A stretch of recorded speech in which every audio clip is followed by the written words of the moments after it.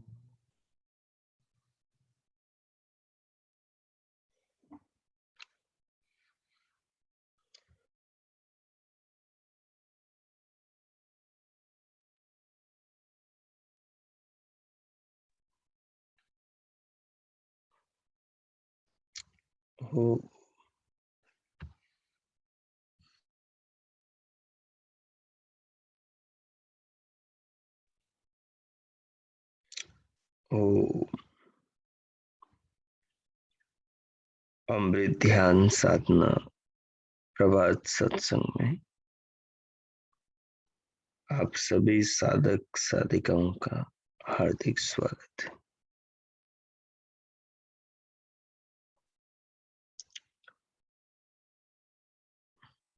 आइए जीवन के दाता, विश्व निर्माता, भक्त वत्सल भगवान के जीवन में उपकारों को अनुभव करें। भगवान के अनंत उपकार हैं हम पर और सदा से हैं और सदा रहेंगे।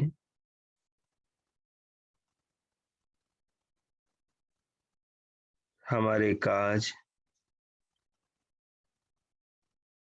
हमारा कोई भी काम बिना भगवान की सहायता के पूरा नहीं होता, क्योंकि हम अल्पज्य हैं और वो सर्वज्ञ है। हमारे हर साधन पर, हमारे सामर्थ्य पर भगवान की मोहर लगी हुई है। हमारी देह में ऐसा कोई भी अंग नहीं, हमारे जीवन में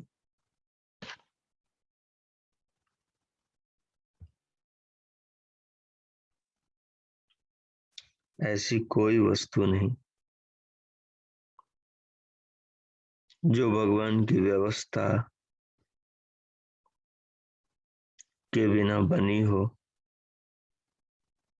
भगवान की व्यवस्था के बिना हमें सुख दे रही हो, भगवान के बनाए नियमों के बिना चल रही हो। जीवन हमारा सारा प्रभु कृपाओं से ओतप्रोत है। जीवन में झांकेंगे तो पाएंगे कि ऐसा कोई जीवन का क्षण, कोई पल, कोई कालांश ऐसा नहीं है जिसमें विधाता ईश्वर की हम पर कृपा न हो रही हो।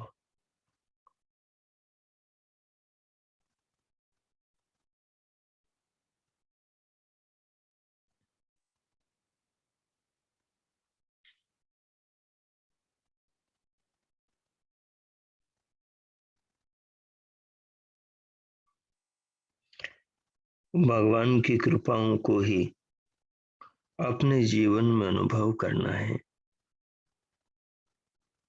यदि इन कृपाओं का बोध हमें होता है इनको हम समझ पाते हैं तो हमारे जीवन में जागरूकता आएगी। यही जागरूकता हमें जीवन के सच्चे स्वरूप का ज्ञान कराएगी, जीवन के सच्चे स्वरूप का दर्शन कराएगी, जीवन के सच्चे स्वरूप को प्राप्त कराएगी। तो भगवान के उपकारों को अपने जीवन में देखने, अनुभव करने, समझने के लिए अब सीधे होकर बैठें।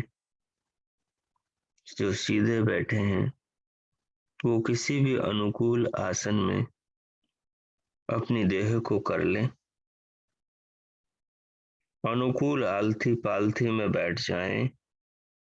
कमर, पीठ और गर्दन को सीधा कर लें। सीधा कर लें पर सहज रखें। रीढ़ में, मेरुदंड में कोई खिंचाव, भिचाव, अकड़न, जकड़न, टेढ़ा मेढ़ापन न हो। देह सीधी हो। शरीर का पूरा भार दोनों कूल्हों पर हो। आगे पीछे देह झुकी हुई न हो। और फिर दोनों हथेलियों को गोद में रख लें व घुटनों पर रख लें। नेत्रों को बंद रखें। अब पूरे शरीर को अनुभव करें।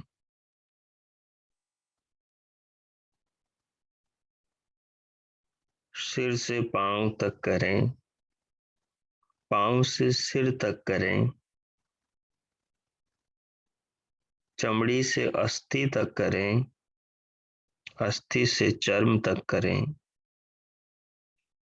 शरीर के हर भाग को करें। शरीर के हर अवयव को करें।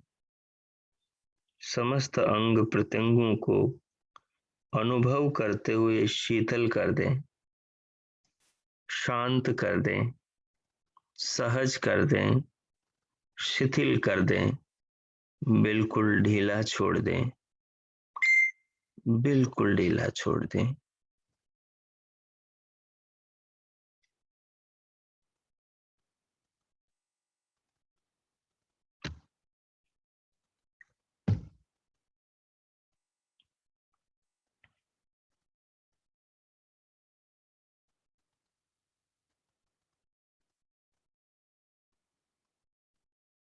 बिल्कुल ढीला छोड़ दें।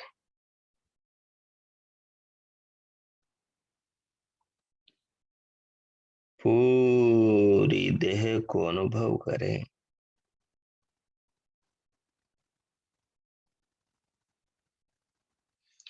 अनुभूति के भीतर विवेक की बुद्धि रखें।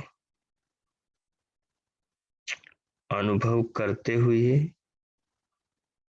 इस अनुभव को विवेक की दृष्टि से अनुभव करें। मतलब अनुभूति पर ये भाव रखें।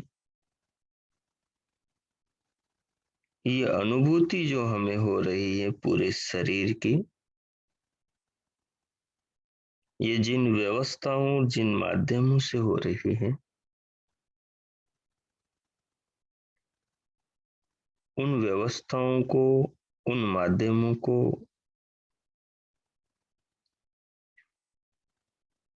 पैदा करने वाला ईश्वर है।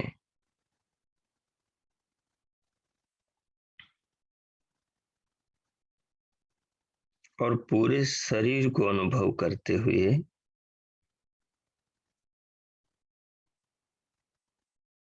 शरीर के अनुभव करने वाले अपने आत्मा को भी अनुभव करें।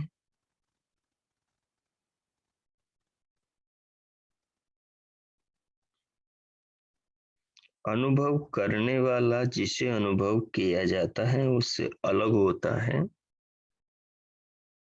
कभी कोई जड़ वस्तु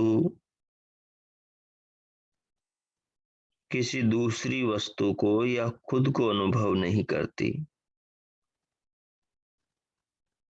कोई भी जड़ वस्तु उसके उपकर किए जा रहे उपकारों को या उसके साथ किए जा रहे अत्याचारों को कभी प्रतिक्रिया के द्वारा ज्ञापित नहीं करती। पत्थर की बनी मूर्ति को आप चाहे तोड़ दो, चाहे उसको मावा मिष्टान खिलाओ, चाहे उसको पानी में डुबो दो, चाहे उसको आग में डाल दो, कोई उसकी शिकायत या कोई उसकी प्रशंसा नहीं होगी। उसको खिलाने नहलाने पर वो आपका धन्यवाद नहीं करेगी और उसको जलाने गलाने पर वो चिल्लाकर आपसे मदद की गुहार नहीं करेगी, क्योंकि जड़ वस्तु में अपनी कोई अनुभूति नहीं होती, उसमें कोई चेतना नहीं होती। यही हाल हमारी देह का है। आत्मा के निकलने के बाद में देह को कोई किसी चीज की अनुभूति नहीं होती, न अपने प्रति अनुकूल व्यवहार की, न अपने प्रति प्रतिकूल व्यवहार की। चाहे उठाकर इसे कोई कभी जला दे, चाहे इसे न जलाएं और घर में ही सड़ने दे, पर ये कोई प्रतिक्रिया नहीं करती, क्योंकि प्रतिक्रिया करने वाला हमेशा, अनुभव करने वाला हमेशा चेतन होता है, और वो चेतन हम हैं।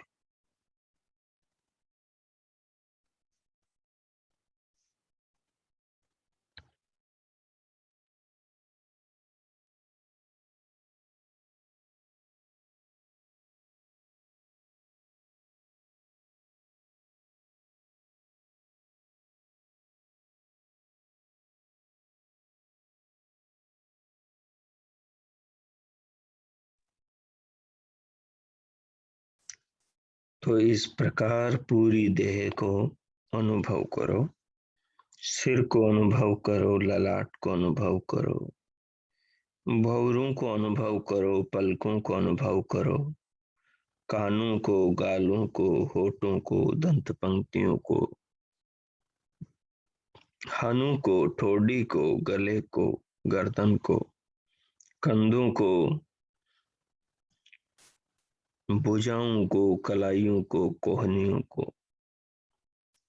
टखनों को, हथेलियों को, उंगलियों को, अंगूठों को अनुभव करो। छाती को, पीठ को, पेट को, कटी प्रदेश को, जंघाओं को, घुटनों को, पिंडलियों को, टखनों को, एड़ियों को, तलुओं को, पंजों को, उंगलियों को, अंगूठों को, नखों को अनुभव करो।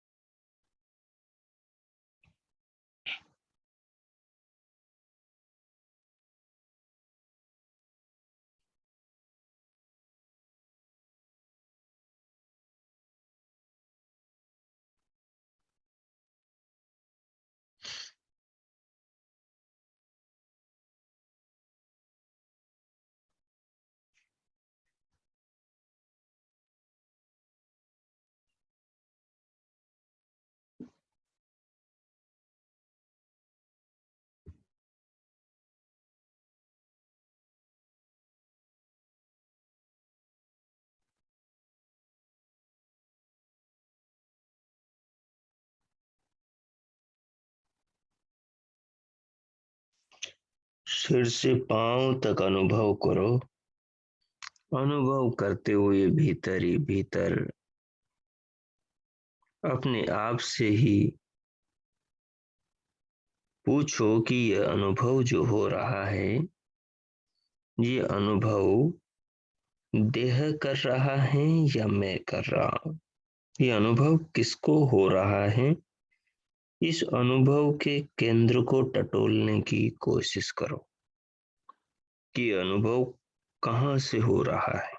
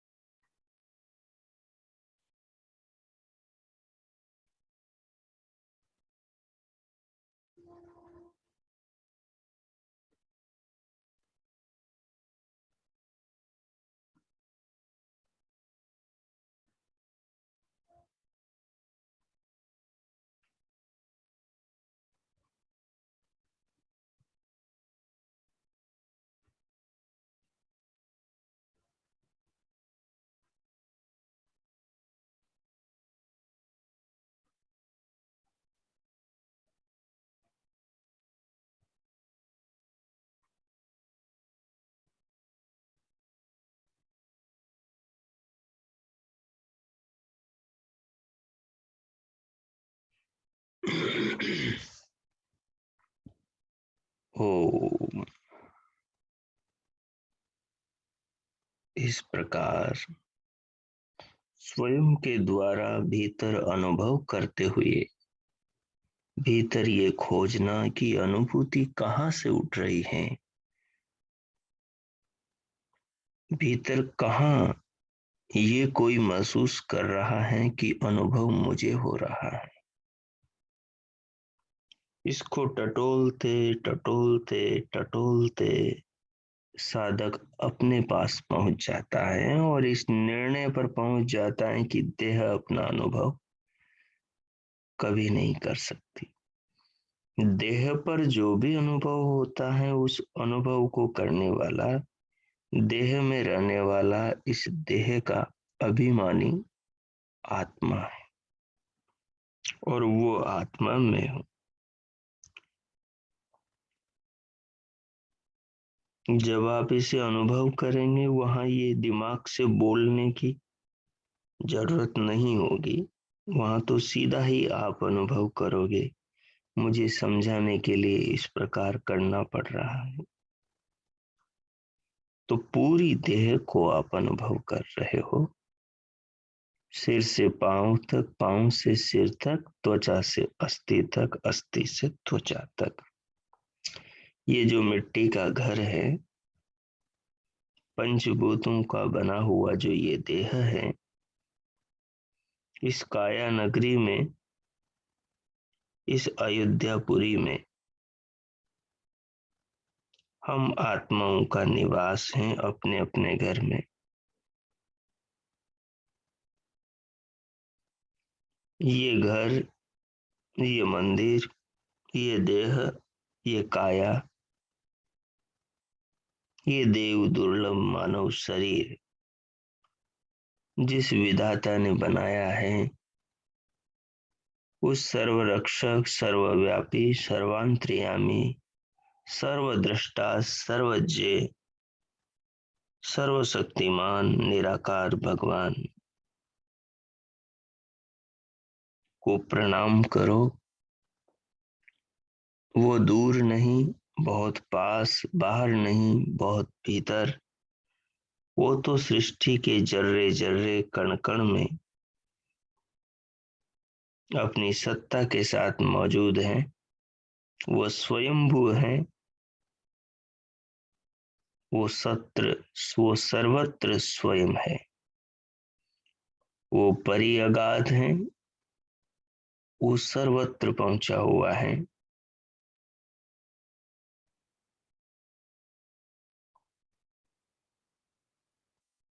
वो सबके बाहर और भीतर, जर्रे जर्रे और रेशे रेशे में है। बस वो दिखाई नहीं देता, जैसे आत्मा दिखाई नहीं देती, शरीर दिखाई देता है, वैसे उस भगवान के काम करने का जो माध्यम है, जिसके जरिए वो हमसे जुड़ता है, हम उससे जुड़ते हैं, वो है ये पंचभूतों से बना संसार।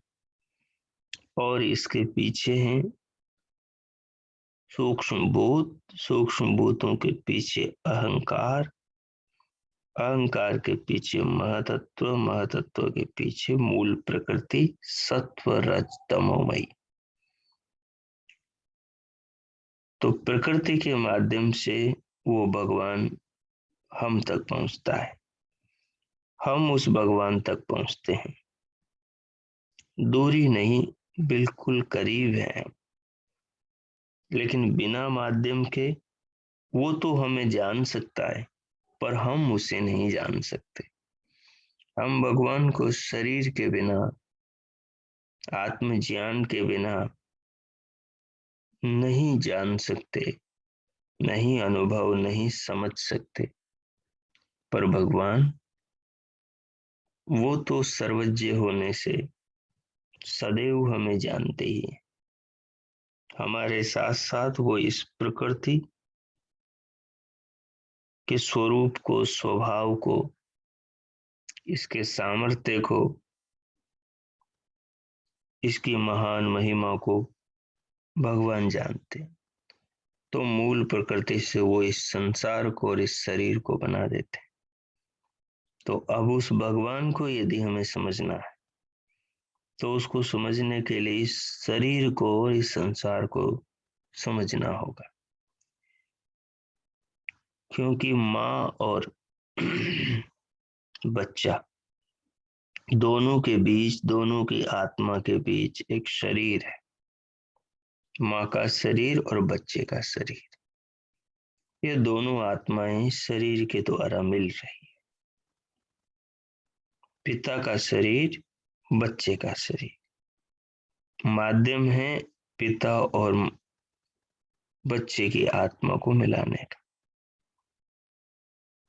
तो ये संसार में सब प्रयोजनों को पूरा करने वाला ये शरीर है, और शरीर को बनाने वाला भगवान है। शरीर जिन तत्वों से बनता है उन तत्वों को बनाने वाला, उनका निर्माण, उनको व्यवस्थित नाना रूपों में करने वाला, उनमें शक्तियों को भरने वाला भगवान है। उनको इस प्रकार व्यवस्थित करता है कि उनमें बहुधा शक्तियों का आगमन हो जाता है। तो उस महान प्रभु को प्रणाम करो, उसे जीवन के हर भाग में महसूस करो। जन्म से मृत्यु के पर्यंत बीच में, मध्य में जो ये जिंदगी है, इस जिंदगी में भगवान को ओतप्रोत देखो, उनकी कृपाओं को, उनकी व्यवस्थाओं को, उनके उपकारों को, उनके बनाए पदार्थों को, उनकी बनाई एक एक चीज पर दृष्टिपात करो। ये जो भाव बनेंगे, ये सोचते समय, ये विचारते समय, ये देखते समय, इस समय जो भाव बनेंगे और भीतर भगवान के प्रति कृतज्ञता, आदर पैदा होगा, ये ठीक उस साबुन की तरह, कास्टिक सोडे की तरह, जैसे वो साबुन वस्त्र के मैल को दूर कर देती है, वस्त्र को शुद्ध पवित्र कर देती है। बस ये भगवान का जो चिंतन है, जीवन में जो उनके उपकारों की अनुभूति है, ये मनुष्य के अभिमान को मारने की दवा है। ये मानव के अहम को मिटाने की दवा है। जब मनुष्य का ज्यों ज्यों अहम मिटता है, वो सरल होता है, वो उस प्रभु सत्ता को जीवन में स्वीकार करने लगता है, और वो देखता है कि उसकी छत्र छाया के बिना उसका पल भर भी धरती पर टिक पाना संभव नहीं, देह में रह पाना संभव नहीं। तो उस सर्व उपकारक महान सत्ता भगवान को वो इस प्रकार जीवन में अनुभव करके उनके प्रति पूर्ण रूप से समर्पित हो जाता है। फिर जो भीतर आत्मा में परमात्मा के उपदेश होने लगते हैं,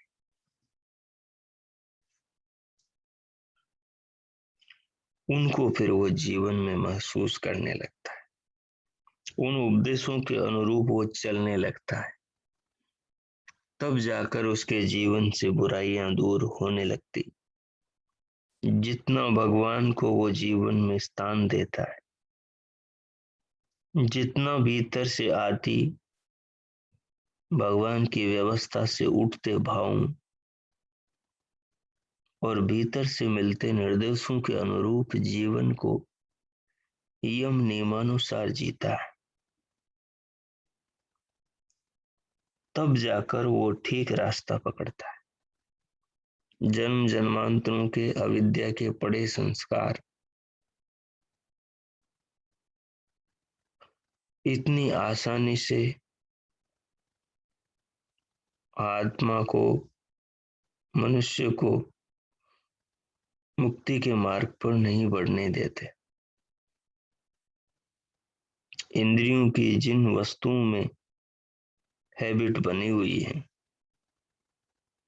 जिन चीजों को भोगने के संस्कार पड़े हुए हैं, इंद्रियां जिन भोगों की आदि जन्म जन्मांतरों से होती आ रही हैं, उनके संस्कार इतने मजबूत हैं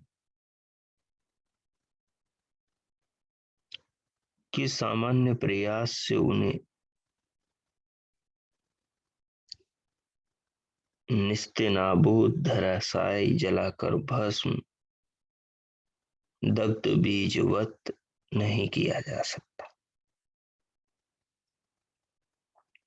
उसके लिए ज्ञान की ज्वाला, धधकती विवेक ख्याति की अग्नि चाहिए, जिस ज्ञानाग्नि के द्वारा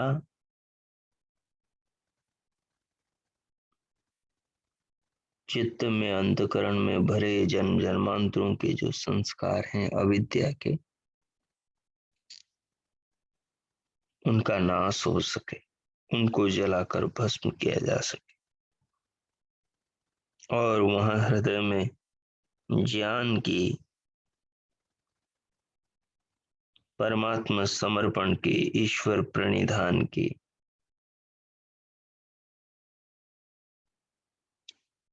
आत्मा की, परमात्मा की सुरता का दीप जलाया जा सके। तो उसमें परम सहायक है ईश्वर प्रणिधान, और ईश्वर प्रणिधान का मूल सूत्र है जीवन में भगवान को सर्वत्र महसूस किया जाए, और भगवान को अनुभव करने में, भगवान से अपनी आत्मा को जोड़ने में जितनी सहायक ये देह है, उतना सहायक और कोई नहीं। सब चीजें दूर की हैं, पर देह आत्मा के अति करीब है। तो देह में भीतर जाएं और देह को अनुभव करें, और अनुभव करते हुए जो ज्ञान भीतर से उठे, उस ज्ञान पर गहराई से अमल करें, और ऐसे करते करते करते करते ही रहें, क्योंकि जन्म जन्मांतरों के दुरित संस्कार हमारे चित्त पर पड़े हैं, एक जन्म के नहीं, कई जन्मों के, और बचपन से पड़े हुए हैं। हम तो आज जागने लगे हैं, बाकी बचपन से सो रहे थे। तो वो संस्कार पढ़ते पढ़ते इतनी गहरी उनकी परतें इतने मजबूत हो गए हैं कि पहले तो साबुन से छुड़ा सकते थे, झाड़ के छुड़ा सकते थे, अब तो छेनी हथौड़ा चाहिए, मैल की तल इतनी मोटी है। तो ये ईश्वर प्रणिधान से हो सकता है, क्योंकि आदमी अपने देह के भीतर के सामर्थ्य को अपना मानता है। ये सबसे बड़ा ज्ञान है। वो समझता है कि अपने भीतर जो भी है वो मेरा है, वो मैंने पैदा किया है। वो अपने सामर्थ्य को, साधनों को, अपनी संतति को, सबका अपना, सबका मालिक खुद को समझता है। यही अविद्या, यही अज्ञान है कि मालिक धरती पर सिवाय भगवान के किसी वस्तु का कोई भी नहीं है। पर आदमी ज्ञान पाने के लिए ऐसी बातें सोच लेता है, पर लोक व्यवहार में उसे क्रियान्वित नहीं करता। क्रियान्वित करते समय उसके भीतर लालच आ जाता है, वो ईमानदारी के पथ पर नहीं चल पाता। जो कपट ने उनके हृदय में जन्मों से डेरा लगा रखा है, वो दुरित फिर उसके मन पर हमला करते हैं, और ये जानते हुए भी फिर से नादान बन जाता है, और फिर से उन दुरित विचारों का, वृत्तियों का, आत्मा पर हो रहे, मन पर हो रहे अंतर हमलों का शिकार हो जाता है। ये दुर्बलता है। इस दुर्बलता को बार बार इस केंद्र पे आकर मेहनत करने से दूर किया जा सकता है, अन्य तो कोई माध्यम नहीं। जीवन की गहराइयों में उतरकर ज्ञान को साक्षात स्वयं अनुभव करके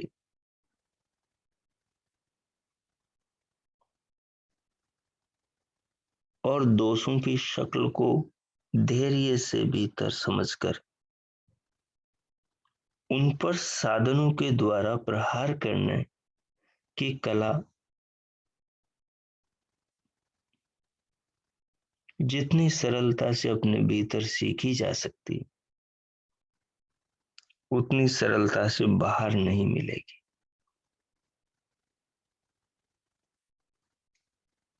तो जितना हो सके अपने भीतर बैठो और इस तत्व को समझो कि देह का दाता विधाता है, जीवन का दाता वो भगवान है और विश्व का निर्माता वो विश्वकर्मा सर्वव्यापक सच्चिदानंद प्रभु है। जब अपनी सुरता में, अपने ध्यान में सदैव ये बना रहेगा कि दृष्टि गोचर होती हर वस्तु का निर्माता वही विधाता है, सब कुछ उसी की व्यवस्था और नियमों में बंधा संचालित हो रहा है, गति पा रहा, गतिमान हो रहा है।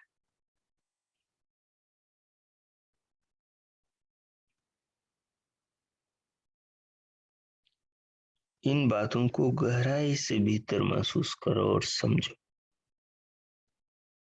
इनके समझने से जो बुद्धि पर प्रभाव पड़ेगा, जो चित्त में संस्कार बनेंगे, ये संस्कार जन्म जन्मांतरों की अज्ञान की जड़ों को काटने में कैंचियों की तरह काम करें।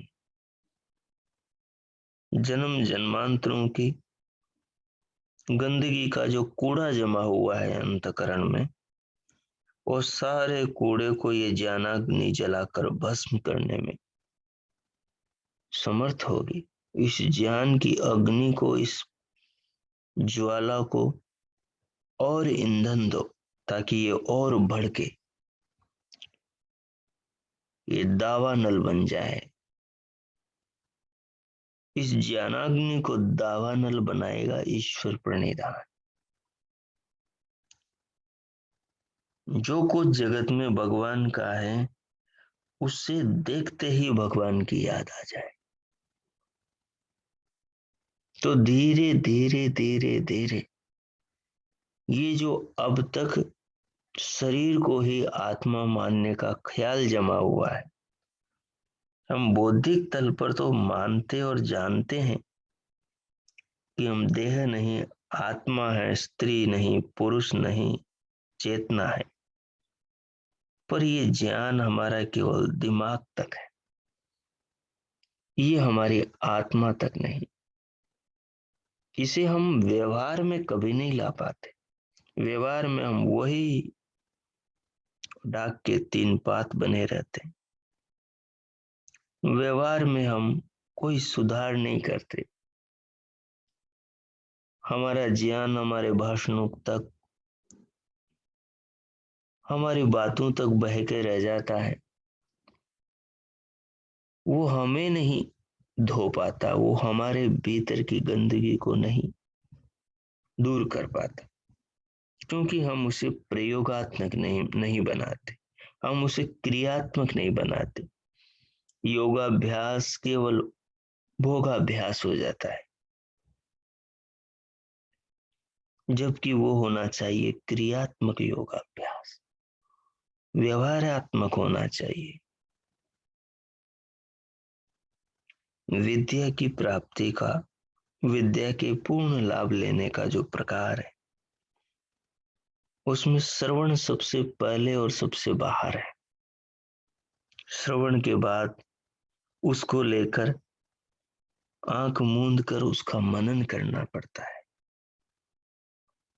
मनन से उस ज्ञान में जो दिव्यता आती है, जैसे किसी पदार्थ को अग्नि पर चढ़ाकर पकाते ही उसकी सुगंध बढ़ जाती है, उसके गुणों में विशेषता आ जाती है, उसके गुण फैलने लगते हैं। ठीक इसी प्रकार जब श्रवण से साधक मनन तक उस चिंतन को ले जाता है, उन बातों को ले जाता है, उस ज्ञान को ले जाता है, तो मनन पे जाते ही ज्ञान भीतर घनीभूत होने लगता है। भीतर सुधार के लिए अज्ञान पर प्रहार करने लगता है, और मनन करके उसकी परख कर जब उसे निधिध्यासन में ले जाता है, जब उस ज्ञान के द्वारा अपने जीवन का निरीक्षण करता है कि मैं कहाँ खड़ा हूं,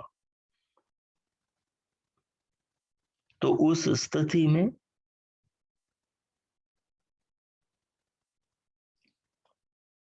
उस स्थिति के अंदर वो जानता है कि ज्ञान के अनुरूप मैंने अपना सुधार कितना किया। ये ज्ञान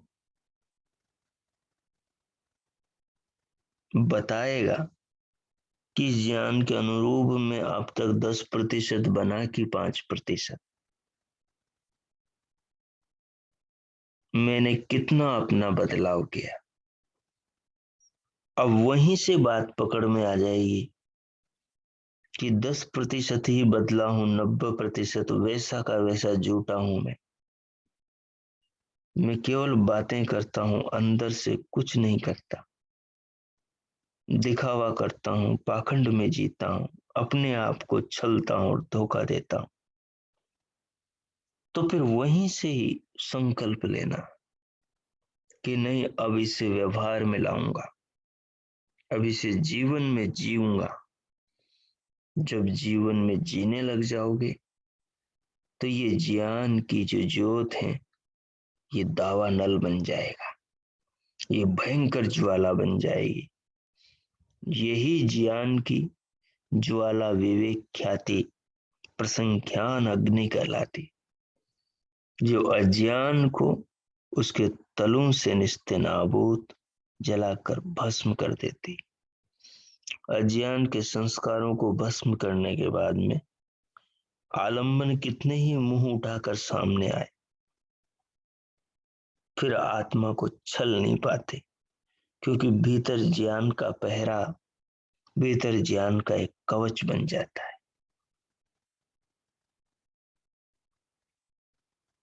इसलिए इन तत्वों को समझो, जितना हो भीतर जाओ, अपने भीतर बैठो, देह को अनुभव करो, देह के बनाने वाले मालिक को अनुभव करो, उस विधाता के इस प्रसाद को पाकर अपने आप को धन्य महसूस करो।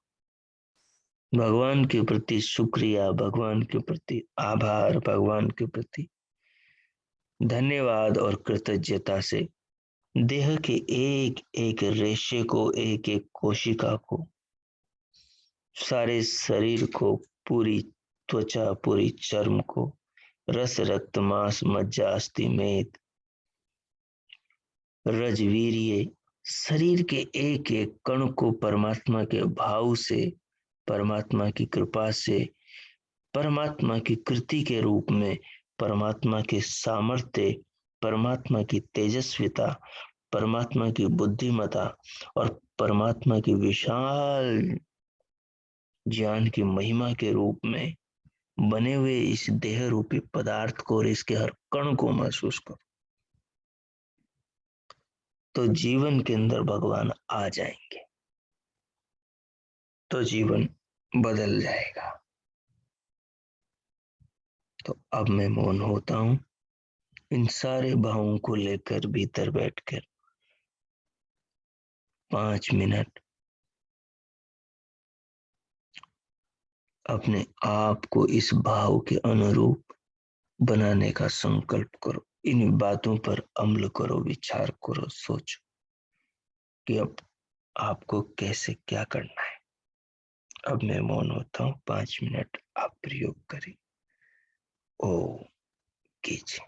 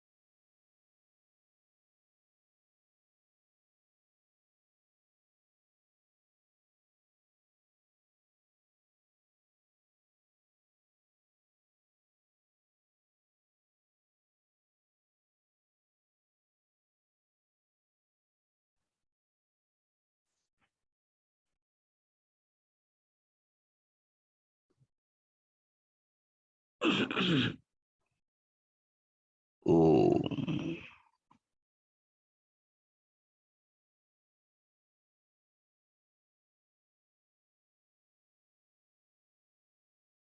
ओम।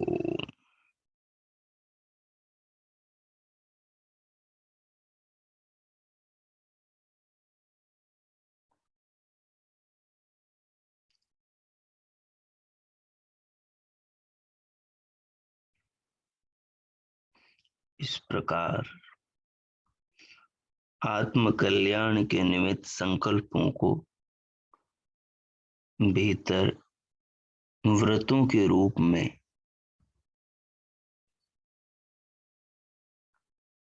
संकल्पित करते हुए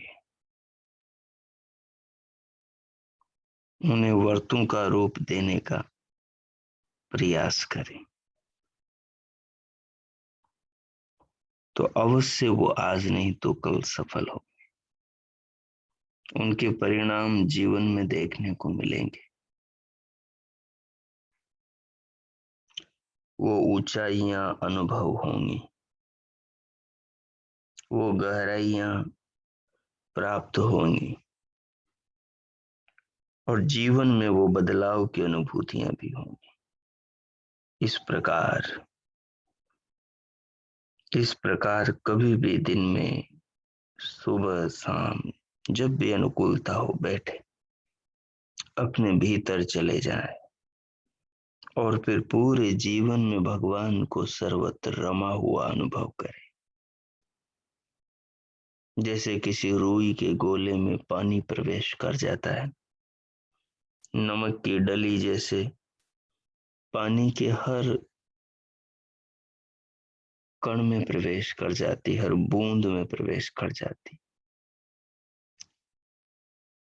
वैसे ही अब भगवान का धन्यवाद करते हुए, कृतज्ञता से भरा हुआ हृदय भगवान के प्रति अनुभव करते हुए अब धीरे धीरे भीतर से स्वयं को, अपनी चेतना को देह के ऊपर बाहर लाएं। पूरी देह को अनुभव करें, भगवान की दी काया को अनुभव करें। और ये भगवान का प्रेम है, भगवान का स्नेह है। ये भगवान ने आत्म कल्याण के लिए ये देह दी है। इस भाव को अपने भीतर रखते हुए प्रसन्नता, प्रफुल्लता, उल्लास, आह्लाद भीतर अनुभव करें और भगवान के प्रति धन्यवाद धन्यवाद से भरे हुए धीरे धीरे भीतर से देह के ऊपर अंग प्रत्यंगों पर आ जाए। दोनों हाथों की उंगलियों में हलचल, गति, फिर दोनों हथेलियों को उठाकर परस्पर उनमें घर्षण करते हुए पूरे मुखमंडल का उष्ण हथेलियों से स्पर्श करें, महसूस करें।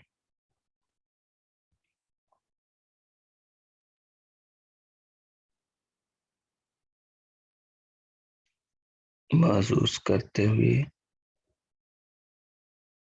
2-3 बार इसी प्रकार करें।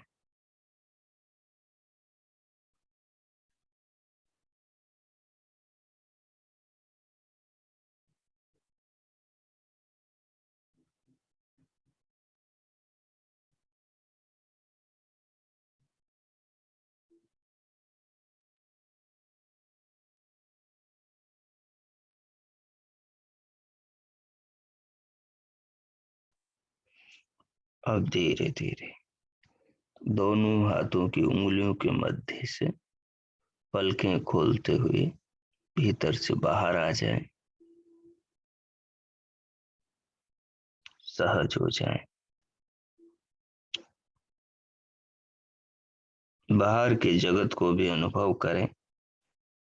बाहर की वस्तुएं भी सब भगवान के ज्ञान, सामर्थ्य, व्यवस्था, उनके दिए शरीरों और उनकी बनाई पांच भौतिक सृष्टि से बनी है। इस चमत्कार को ज्ञान के नेत्रों से सब जीवन में, जगत में, आसपास, आगे पीछे वस्तुओं में, प्राणियों की देहों में, सर्वत्र देखें और भीतर के उस साधना के भाव को बाहर के इन आलंबनों से सदैव प्रज्वलित रखे। इस ज्ञान की ज्योत को, ईश्वर प्रणिधान के इस दीप को भीतर सदैव प्रज्वलित रखे और इसके आलोक, इसके प्रकाश में स्वयं को सदैव परमात्मा के भाव में, परमात्मा के भाव में, कवच में, होरे में, आलोक में आलोकित रखे। शांति पाठ। ओ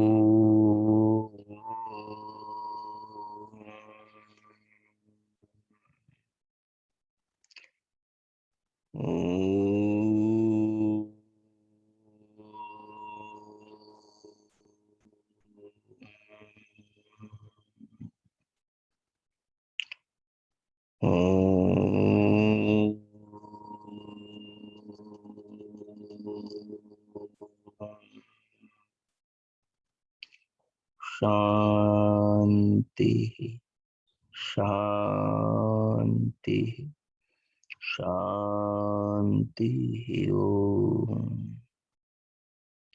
आप सबका आज का दिन शुभ हो, मंगलमय हो। सब पर भगवान की कृपा हो। भगवान को सब अध्यात्म की, आत्म कल्याण की प्रेरणा भीतर से दें और सबके जीवन को अध्यात्ममयी दिशा में प्रेरित करें। सबके लिए प्रभु से बहुत बहुत मंगल कामनाएं। इति ओम शम।